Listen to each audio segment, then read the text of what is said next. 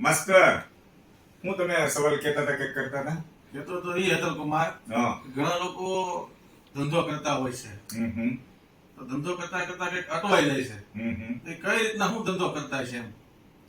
ધંધો કરવામાં એવું છે, આજે તમે સાંભળો છો ને, બધા સાંભળજો કે ધંધો કરતા હોય ને, આપણે કોઈ પણ પ્રકારનો XYZ આપણે ધંધો કરતા હોય, નાનો કરતા હોય કે મોટો કરતા હોય કે નોકરી કરતા હોય, બરાબર છે, એકદમ વ્યવસ્થિત આપણી લાઈફસ્ટાઈલ હોય, સરસ મજાનું જીવન જીવતા હોઈએ, પણ માણસનો સ્વભાવ એવો છે ને કે લોભ લાલચમાં આવી જાય છે.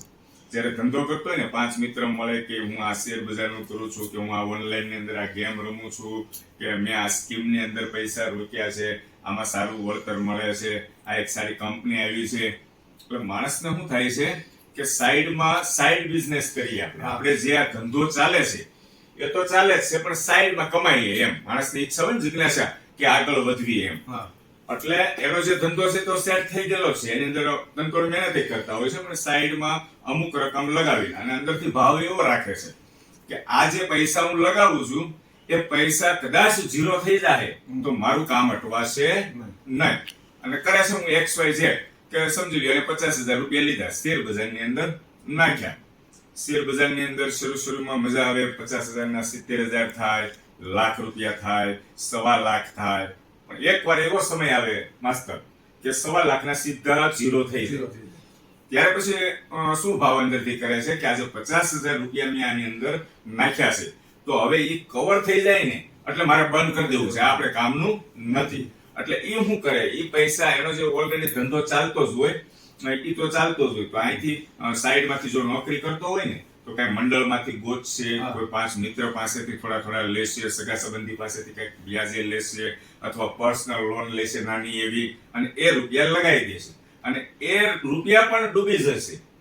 ડૂબી જાય ત્યારે માણસ એકદમ ચિંતામાં આવી જાય છે, એનો જે મેન ધંધો કરતો હોય એની અંદર ધ્યાન રહેતું નથી. ઘરે જમવા આવે ને, જમવા તો એકદમ આમ ચિંતા હોય એના મનની અંદર, સકર વકર આંખો થતી હોય, ત્યારે જે પત્ની હોય ને, સ્ત્રી, એ સારી રીતે એને ઓળખી જાય છે, અને જમતા હોય ત્યારે ફેસ રીડિંગ કરે, પત્ની જોવે ને એની સામું, એટલે પત્ની ખબર પડી જાય કે કામ વધારીને આવ્યા લાગે છે.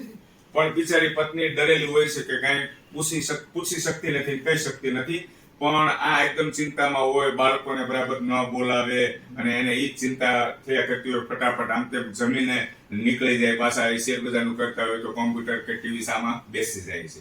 એટલે મારું કહેવાનું એમ છે, ત્યારે પછી એનો જે સાઈડ બિઝનેસ જે 2 પૈસા કમાવા માટે ગયા હતા, તો મેન બિઝનેસ જે છે એ અટવાઈ જાય છે, કારણ કે એની અંદર ધ્યાન રહેતું નથી. સાઈડ બિઝનેસમાં વધારે ધ્યાન રહે છે, એટલે મેન બિઝનેસ ને સાઈડ બિઝનેસ કરી નાખે છે, અને સાઈડ બિઝનેસ ને મેન બિઝનેસ કરી નાખે છે.